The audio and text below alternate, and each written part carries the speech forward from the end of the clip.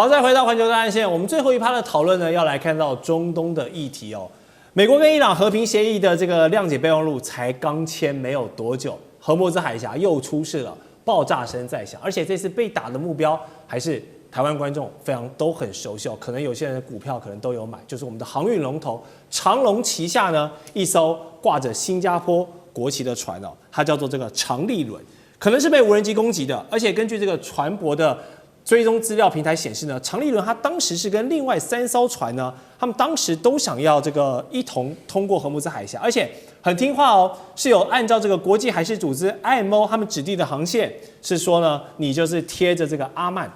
這個沿岸哦，來慢慢的走哦，不疾不徐這樣慢慢的走。結果呢，船員就說他們都按照做法，但是伊朗海軍沒有透過無線電警告，然後呢，也沒有要求他們船舶去做返航，反而是伊斯蘭革命衛隊直接放話說，只有依照伊朗指定的航行路線，你才可以安全通過荷姆茲海峡。沒過多久，就派東西來打他們了，就出事了，然後就變成大家知道的事情。這次打到台灣公司旗下的船，革命衛隊演這一出，在這個剛談完的這個還在持續拉扯的過程中發生這樣的事情，是不是讓人有點聯想到他們是不是在唱雙簧呢？革命衛隊扮演黑臉，然後伊朗的這個求和派扮演白臉，反正就是持續讓你這件事情沒有辦法落幕就是了。然後還是說革命衛隊真的就是已經是瘋狗流這個失控了，沒有人管得住他了。海峽只要看到人，見人就咬，管你是誰。這件事情，將軍怎麼分析？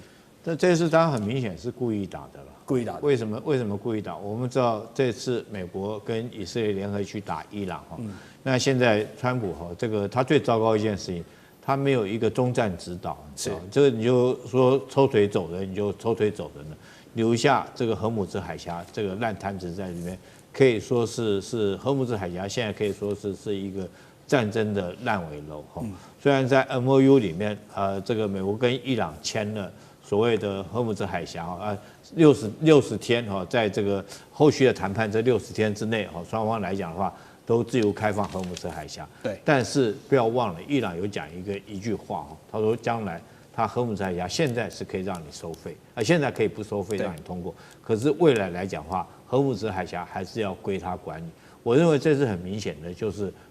伊朗已經將荷姆茲海峽當做他一個戰利品，以後荷姆茲海峽所有進出都這個所有的管理權、所有的話語權都在伊朗的手上。所以這次來講，我剛剛講到一個重點哈，我們這條貨輪它沿着什麼？沿着阿曼是在南邊哈，這個伊朗是在北邊。對，他現在伊朗要求是說，你必須要按照我指定的這個航運路線來走，也就是走北邊，靠近格姆斯島那個位置，從那個方向來走，這樣我才看得到你，我才管得到你。就你走南邊是我所不允許的，那你這條走南邊，他二話不說，一個無人機就出來。當從這個過程之中哈，當然第一個很萬幸的，這條船啊並沒有船員受傷，這是很萬幸的，大概只有一些小損失。可是哈，這個我覺得伊朗革命衛隊很明顯的就是告訴全世界，雖然說我們現在這60天的停戰期間，可是你必須還是要聽我的話。那我們後續看美國在這方面會不會有所作為？如果美國也悶下頭不講話的話，任憑這種事情讓它發生，我覺得就是美國很明顯的。在這個就是拱手將荷姆茲海峽的所有話語權拱手讓給伊朗。那之後60天之後，伊朗他是不是如他所要求的，開始對荷姆茲海峽來收費？他可能用各種名義來收費啊，服務費、安全通過費啊，或者是說這個導引的費用、引航的費用等等，他可以借各種名義來實施收費。我覺得伊朗在做這件事情，從這次的攻擊事件就很明顯的看得出來。所有船只都要按照他所規定的路線來走，不然的話他就攻擊。是，好，美伊之間的矛盾呢，遠遠不止我們看到在荷姆茲上面發生的事情。之前聯合國還有各界都很關注，就是發生在伊朗境內一個女子學校被飛彈給擊中之後呢，釀成了175位無辜平民喪生的這個悲劇的調查結果。你知道美國總統川普他怎麼說的嗎？他說這個責任歸屬恐怕永遠沒有辦法查明了，還說目前沒有任何的證據指出這起攻擊是美軍造成的。但其實之前就已經有多家的英國、美國這些西方的媒體都已經陸續披露說，美國軍方自己的內部調查初步結果就顯示，美軍可能要對這一起襲擊負責，連自家的媒體都已經抓出戰犯給你看，但是川普總統你還要裝聾作啞，然後想在這個女校的悲劇上面草草的了結案。那包括伊朗的國會議長，他就嘲笑說，那美國你就是都只會說一些垃圾話，然後真正要你扛責任的時候，你又這閃躲飄。那這是已經否定說，這個美伊雙方其實就算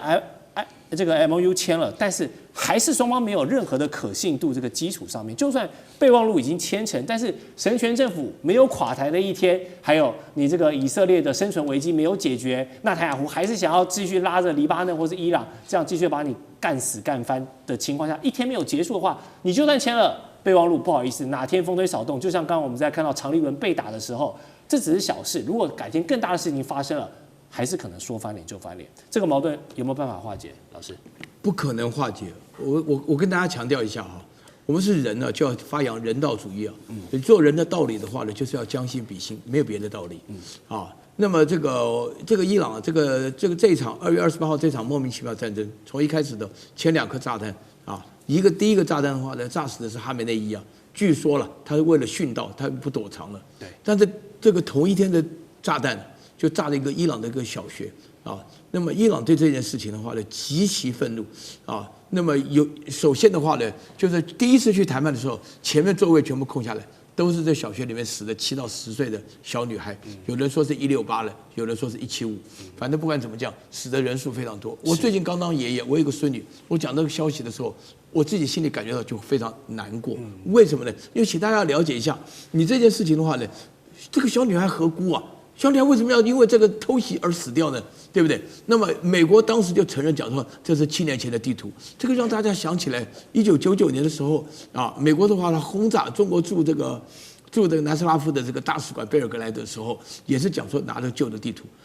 其實主要的目的的話呢就是攻擊嘛，你是炸死人家，炸死人家的話呢，那你起碼要做調查吧，你不能夠事先就是先未審先判，你說調查的結果永遠得不出來，你自己不敢面對這個事情，你是不是人呢？啊，川普是不是人呢？你人家的死的小孩，要是你自己的孫女被炸死，他不是有個孫女會講中文嗎？要是突然被炸死，你是什麼態度啊？对不对？你從這個情況來講，你這次這個世界杯踢球的時候，那個伊朗人每個人都把死了多少小女孩寫在衣服上啊？為什麼？這是個仇恨啊！這個仇恨怎麼可以忘得了？你要了解啊，為什麼中日之間的問題這麼複雜？就是因為南京大屠殺都日本人太狠了。對不对？那你這次基本上有點莫名其妙，你講不出任何理由。你現在的話，人家還被調查，你居然說永遠不會得到真相，你這個意思就是想要規避責任。但是人命關天，你怎麼規避了責任？所以說你現在講，所以說那個哈里卡夫也好，就是說他們的議長也好，他們的外交部長阿拉格齊，他們也講明了，你美國的話只會注重自己的利益，你有沒有想過這是人命啊？我跟你講，阿拉格齊講這句話目的，他不是講給美國聽的，他講給伊朗人聽的，就是一定要激起眾怒，要拼到底，就這種情況。是。好，剛才岳老師也是講的這個心有戚戚焉啊，因為畢竟自己也是當這個祖父爺爺了，對這種感覺特別敏感。那我們都知道戰爭嘛，一定是會有不長眼的飛彈。那雖然打到伊朗這個小學175人身亡是一件很遺憾的事情啊，真的是很難過。但是這場戰爭也充分證明了，就是飛彈有時候真的是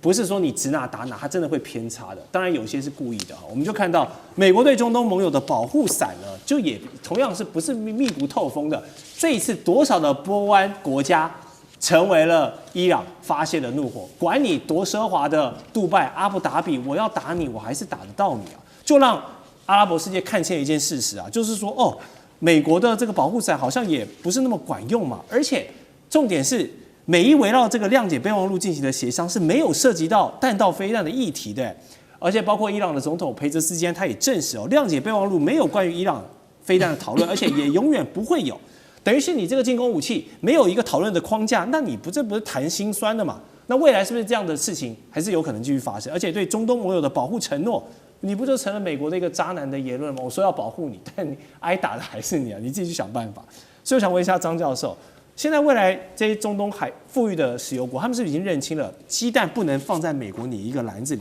找中國也好，找更多的勢力也好，建立一個多邊的安全架構，是不是才是一個好的替代選項？我認為這一次美伊戰爭對這些美軍駐在的中東的這些國家來看的話，他們可能會做一些戰略調整，因因為這一次伊朗的這個不對稱作戰、不对稱的報復，讓這些中東的這些国家也受了多少多寡不一的损失。你看啊，你包含科威特、卡達、阿联酋，也包括阿曼，也包括我們所提到的沙烏地阿拉伯，都受到攻擊。对，那受到攻擊，那結果他們是打的是美軍，結果我也受到傷害啊。因為伊朗會說，他從你的這個國家起飛的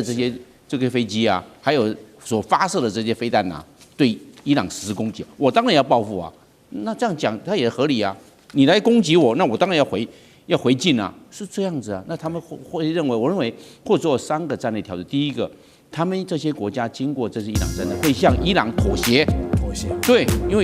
為我們不要再得罪伊朗，給錢。對，我們不要得罪，我們該給的給，要這樣子。就跟伊朗的這種氣氛要反合。第二個，美國的軍售太貴了，又慢，可能這些中東國家可能會向中國大陸找第三方，你又貴又慢，那我不如向中國大陸買又便宜又快的。第3個，我認為他們本來是歡迎美軍駐軍，那現在可能調整被動跟觀望。